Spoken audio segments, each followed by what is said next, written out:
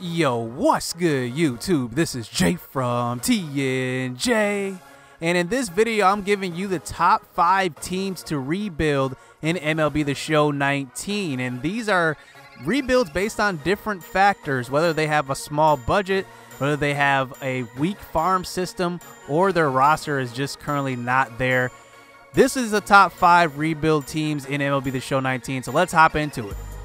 Number 5, the Texas Rangers in the AL West. And the reason why they're going to be tough is because they're in the AL West. I mean, a lot of good teams are in the AL West, and they're going to have a tough time competing.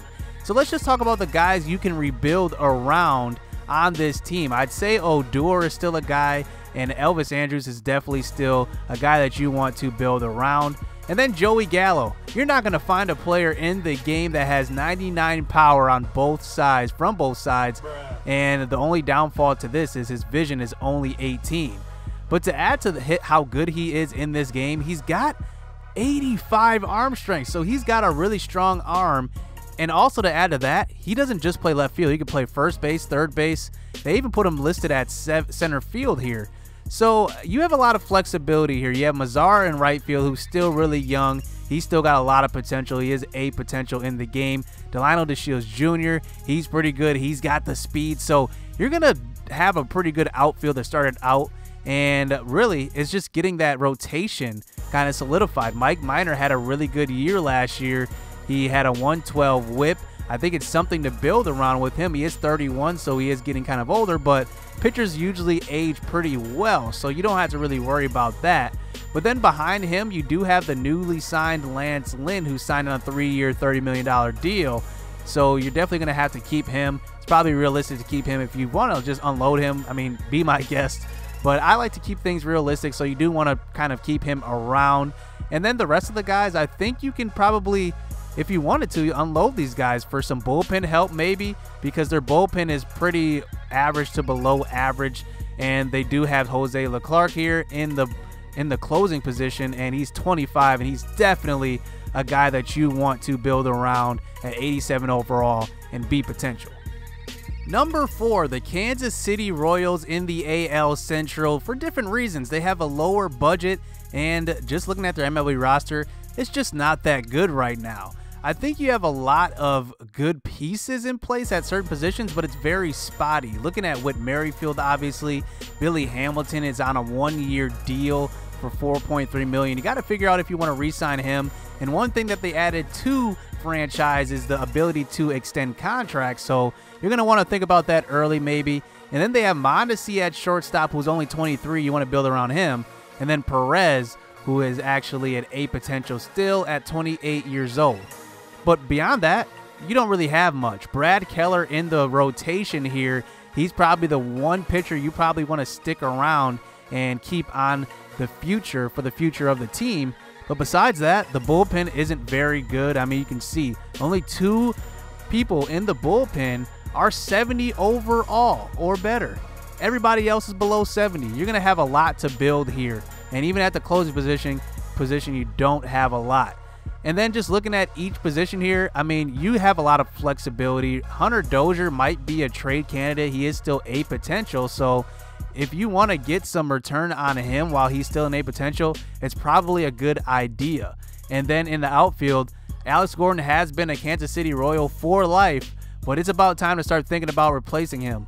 The problem is you don't have much behind him. You have Bubba Starling, who's a good outfielder in the system, but he's still 26 years old, so he could be an older rookie when he does eventually make it up to the show. But behind him, you have Brett Phillips, and Brett Phillips is a good outfielder coming over from the Brewers organization. I think this is a guy that you can use in the future and is a guy that you can build around as well.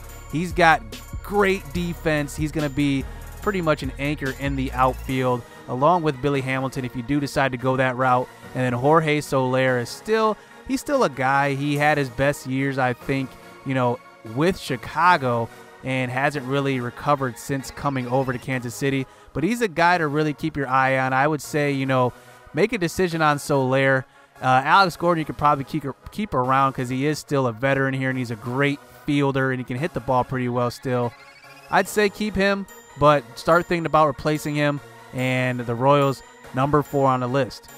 Number 3, the Detroit Tigers, and they are an interesting team. I think they're the one team that doesn't have a definitive guy you want to build around on the offensive side of the ball. They obviously have Miguel Cabrera, but you can't build around a 35-year-old forever. I mean, look at him. He's a monster. But what help does he have on offense? He does have a little bit of help coming in. Josh Harrison on a 1-year prove-it deal, $2 million. And then Michael Fulmer actually took a step back last year in the rotation, but I think he's still a part of the future. I can't see them getting rid of him at all because I think he's going to be still really good. I think you need to put the team around him. And they don't have much depth in the bullpen at all. Another team with 2 guys over 70 overall, and the rest of the relievers are not. That's actually really, really surprising because this is a rebuilding team, but you need to put some guys in the bullpen. That's how it goes. That's how you win. But if you guys don't have, you know, the superstars or the stars put together in the right places, you're not going to do anything. So really, you have a lot of flexibility with this roster. Josh Harrison, like I said, is on the 1-year deal. Jordy Mercer is 32 years old now. He's 72 overall on the game. And then in the outfield, you can do what you want. I mean, honestly, this roster is a do-what-you-want roster. And I think that this could be a lot of fun because you can bring in some new guys, build through the draft through a couple years, and you can be right into contention with the right moves.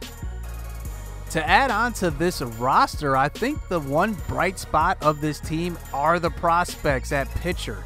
Look at Franklin Perez. He's a potential 68 overall, only 21 years old. I think he's considered a top 5 in the organization, but the 2 guys you really want to build around here are Casey Mize, who is the #1 prospect in their organization. He is a top 25 prospect in baseball, and also Matt Manning, who is a top 50 prospect. I think you are set up here with 3 A potential guys as starting pitchers in your minor league system, and it's a pretty bright spot in this organization that a lot of organizations do not have. Number 2, the Baltimore Orioles, and this is just a mess. They have right now one of the worst rosters and also not a great farm system, and on top of that, they don't have a lot of money to spend. $120 million in their budget. So going over their roster, well, let's just start at the rotation.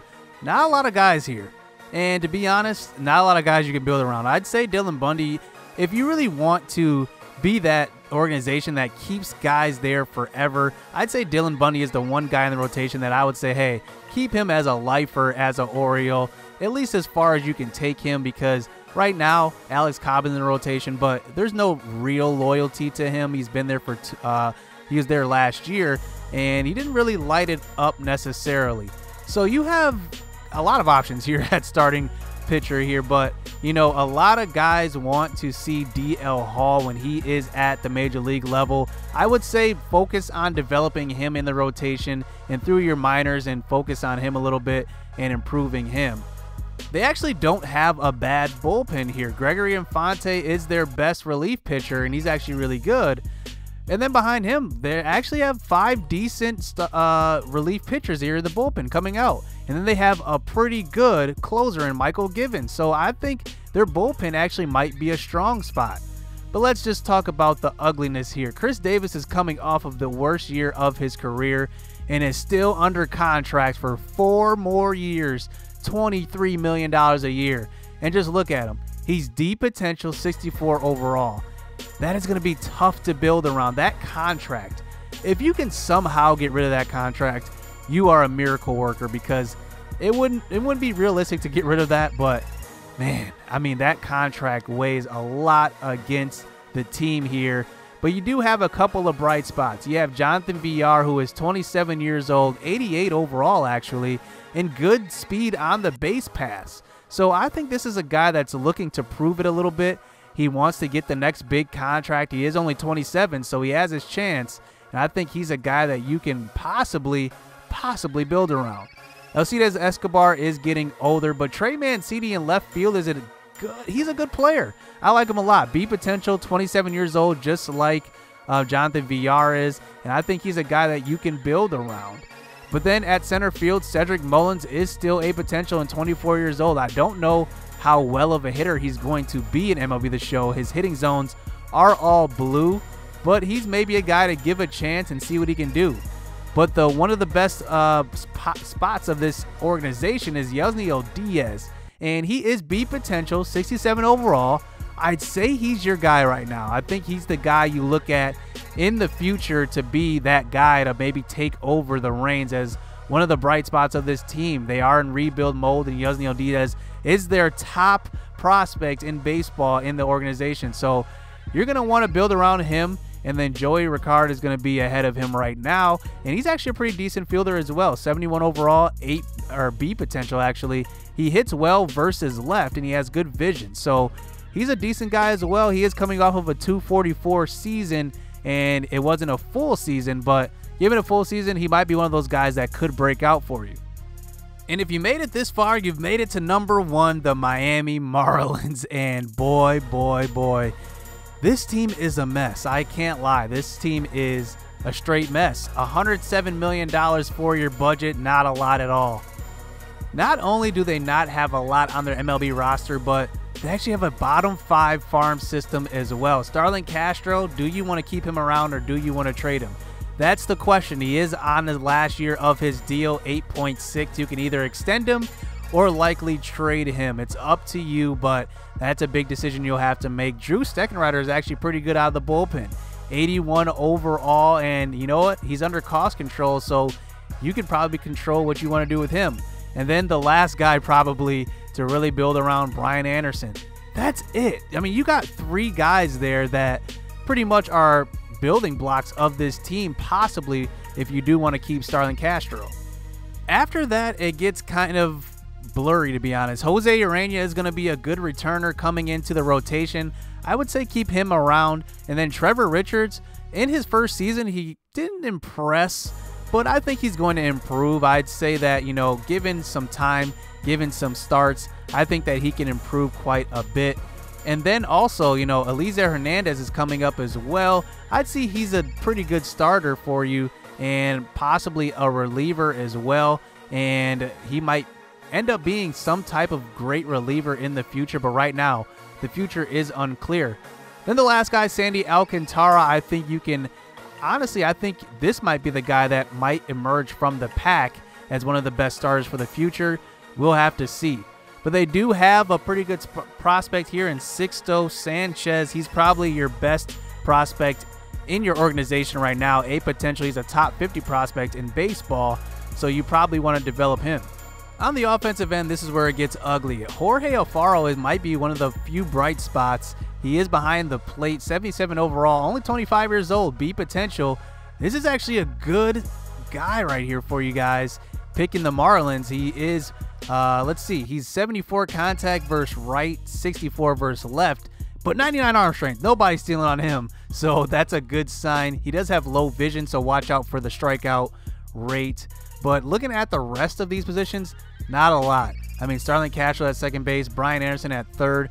But at shortstop, it gets pretty blurry here as well. Miguel Rojas, I don't know if he's your future. JT Riddle, I don't know if he's your future. And then in left field, look at Curtis Granderson. I mean, he's your best outfielder in the organization right now. I mean, that's how bad this roster is. That's not a knock against Curtis Granderson, but he is 38 years old. It's not a good sign. But look at this. I mean, Victor Mesa is going to be your best outfielder as far as young guys go. I mean, he's 21, but he's your best. He's your second best in the organization pretty much. I mean, you have Peter O'Brien here, but I couldn't see him being a part of the future. And then the biggest letdown here, Lewis Brinson. I mean, who won that trade? The Brewers absolutely fleeced the Miami Marlins, and Lewis Brinson, he's a potential still, but 62 overall. He's still a long ways to go after struggling last year, only hitting 199. I mean, wow. I mean, that's pretty much a letdown. So you do have a couple of guys here that could boom a little bit, but it might take a couple of years. I mean, it's going to be a while till this team is good. Monty Harrison coming over from the Brewers as well, and then Magneuris Sierra, he's a speed guy. So, hey, if you want a guy that you can just use and just get on base and steal with, maybe. His stealing's at 8, though. I don't know why his stealing is so low and his speed so high, but that's, I guess that's the trade-off there of having guys in your organization that aren't I guess, well-rounded baseball players. But, you know, this is just an interesting roster. I mean, it's going to be tough to build it for sure. You still have Wei-Yin Chen, who I believe has 2 years left on his deal. Yeah, he does. And that's a lot of money still on the table for him. And you're going to have to make some decisions with this roster. And honestly, this could be a lot of fun for a lot of you guys that like a challenge and guys that like to make a lot of moves with rosters. But, you know, it's going to be tough. I can't lie. It's going to be tough. So that's the top 5 rosters to rebuild and the toughest rebuilds in MLB The Show 19. Let me know what you guys think down in the comment section below. And stay tuned for more content in MLB The Show 19. Let's get it. Let's go.